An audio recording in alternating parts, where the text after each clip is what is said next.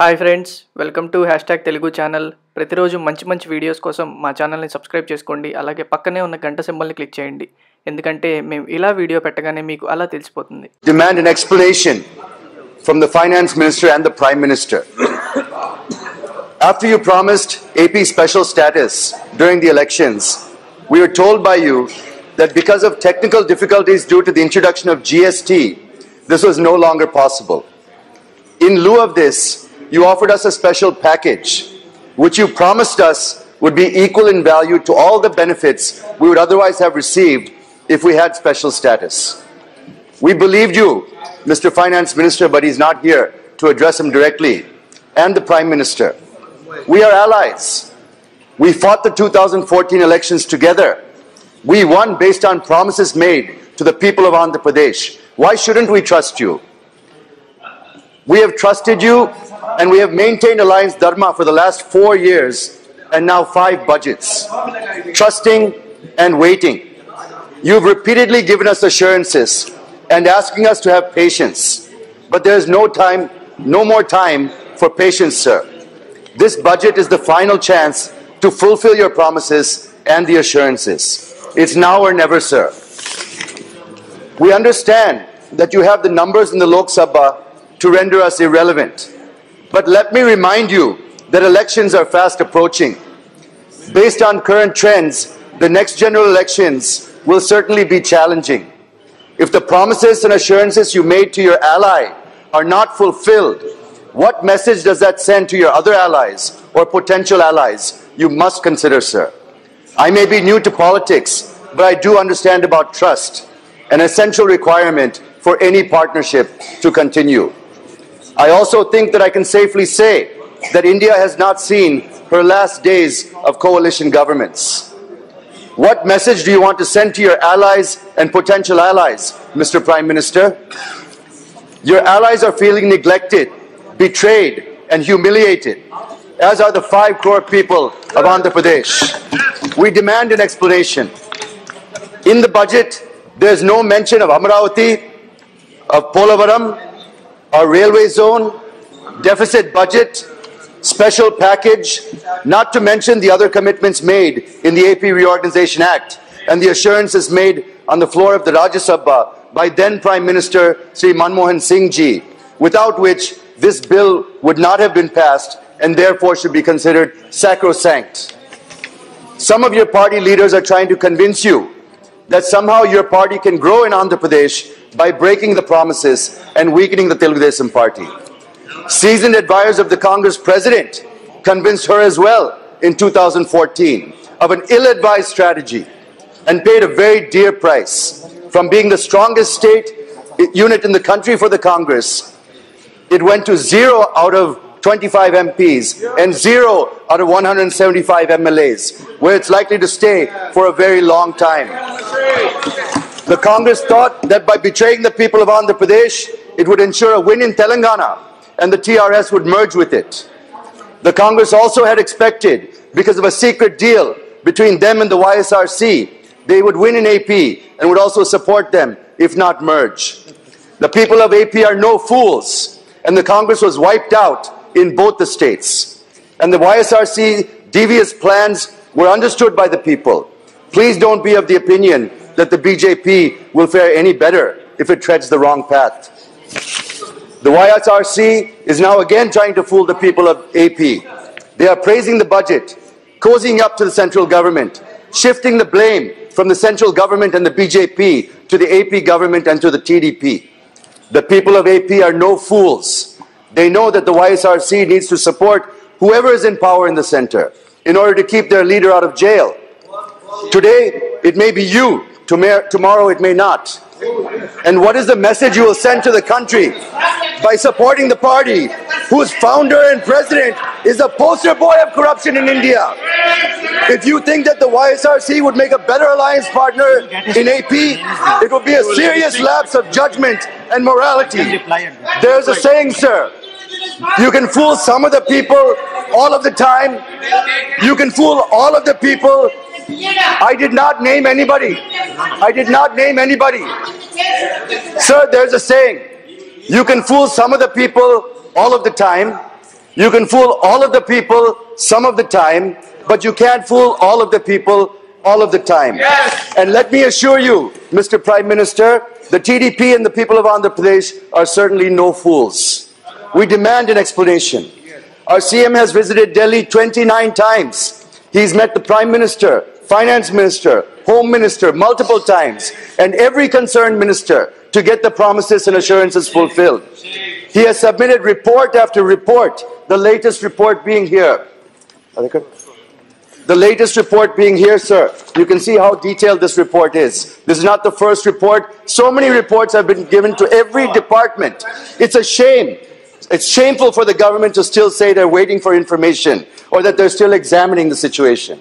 Sir, there are 19 items just in the AP Reorganization Act alone that are yet to be fulfilled. I'm not going to cover all of them. I'm only going to focus on 5 main items that because of the paucity of time. But there are 19 items just in the Reorganization Act alone. These include, I won't go into detail, but let me read them out. Special category state, bridging the resource gap, the Polavaram project, formation of a railway zone, financial assistance to Amaravati, establishment of greenfield crude refinery and petrochemical complex, institutes of national importance, formation of Dugarajpatnam port at Nellore, increase of seats in AP State Assembly, anomalies in tax matters, steel plant in Kadapa district, establishment of Vizag-Chennai industrial corridor, the Visakhapatnam and Vijayawada metro, rapid rail and road connectivity to Amaravati, development assistance to backward districts, payment of power dues by DISCOM, appointment of Schedule 9 institutions, appointment of Schedule 10 institutions, and the formation of the Greyhound Training Center just in the AP Reorganization Act alone, sir. Not to mention other assurances made to us.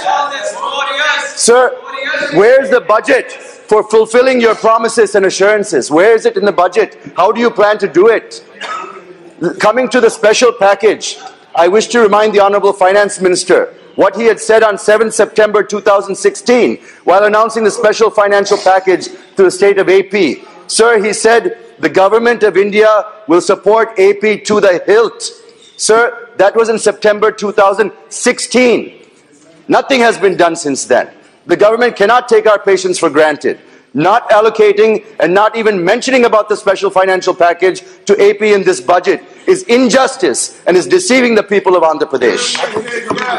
Secondly, when the finance minister came to Amaravati to lay the foundation stone for administrative city, the CM of AP requested for exemption of capital gains tax till the first sale of the developed land in the capital region. Sir, this falls in my parliamentary constituency. The FM assured that he would consider this request sympathetically, but the exemption has been given only for 2 years, sir. So I request that it should be given for until the first sale is made, which we've made this request over and over again, but we want a confirmation, sir. Thirdly, the House is aware that AP has been given the financial package due to immense loss that it has suffered after bifurcation.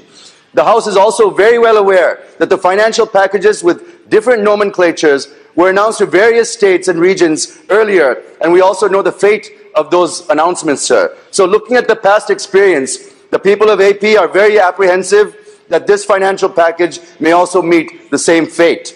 Hence, there have been numerous demands from various quarters and also from our CM for giving legislative backing to the entire financial package announced on September 6, 2016, and also to implement the package in a fixed time frame.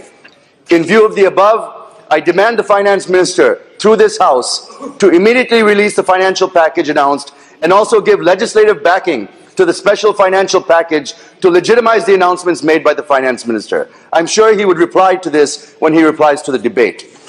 Sir, coming to assurances given during bifurcation, the Government of India promised to give equal amount that the special category status would get as a special package. So I don't want to go into the special category status issue right now.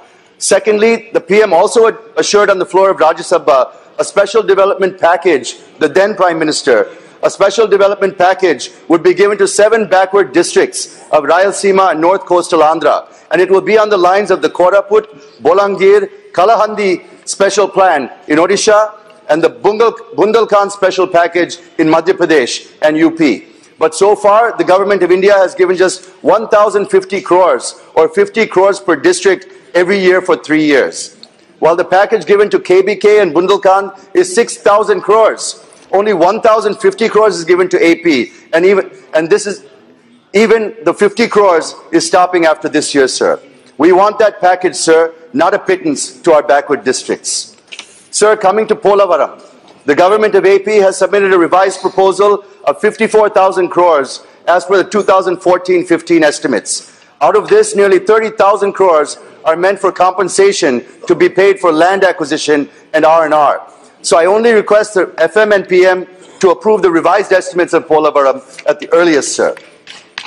Sir, coming to the railway zone and also the Vizag and Vijayawada Metro, the Honorable Finance Minister has announced allocation of 17,000 crore for the Bangalore Metro and approved 51,000 crores for the Mumbai Suburban Railway Network. But there is no mention about the metro in Visakhapatnam or in Vijayawada. It is obvious that the FM's announcement for Bangalore is because there's assembly elections in Karnataka and not in AP. How is it justified? How is it justified, sir? Does it not mean that you're deviating from your own path of talking only of Vikas and there would not be any politics on developmental issues? Yesterday, the Honorable Railway Minister made a statement in the other house, in the Rajya Sabha, on the railway zone. He said, and I quote, "Changing the zone and the contours of any zone involves consultations with a lot of other states. After we finish the consultation with all the states, we'll find out a viable method by which there is no dispute."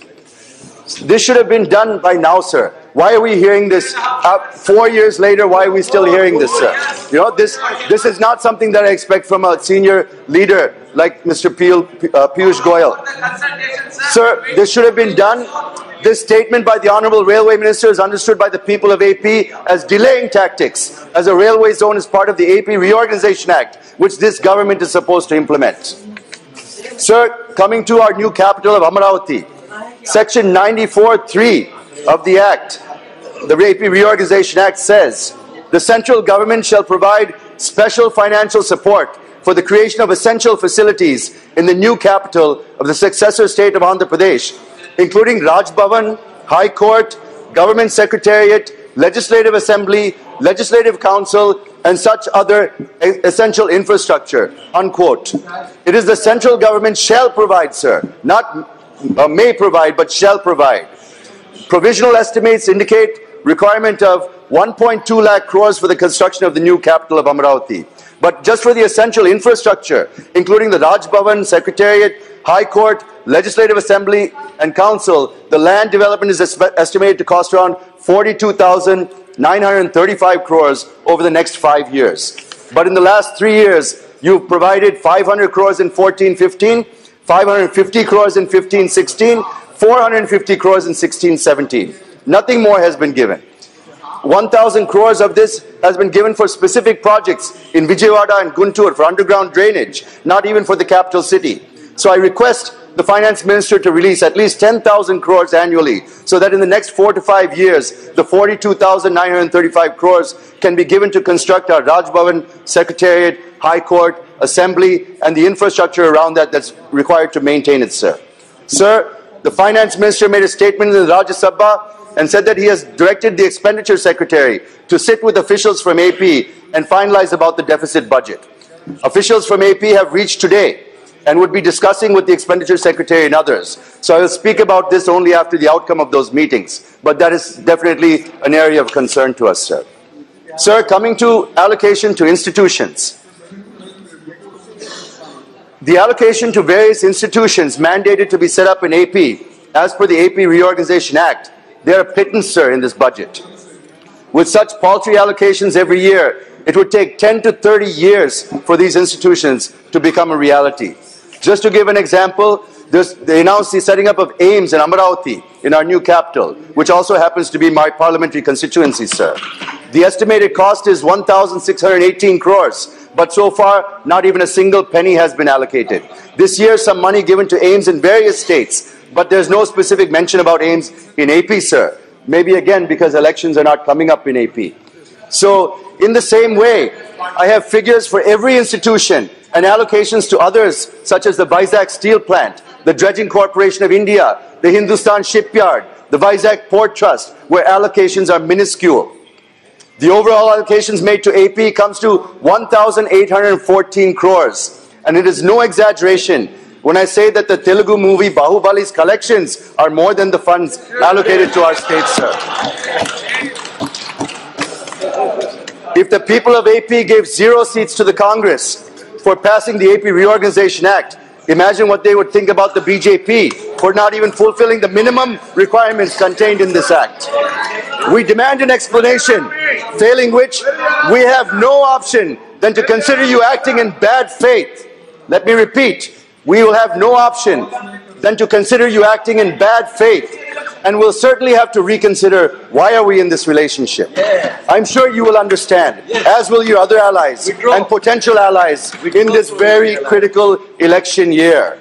This is your last chance to fulfill your promises and assurances and to maintain the alliance dharma, which we have maintained till now very patiently.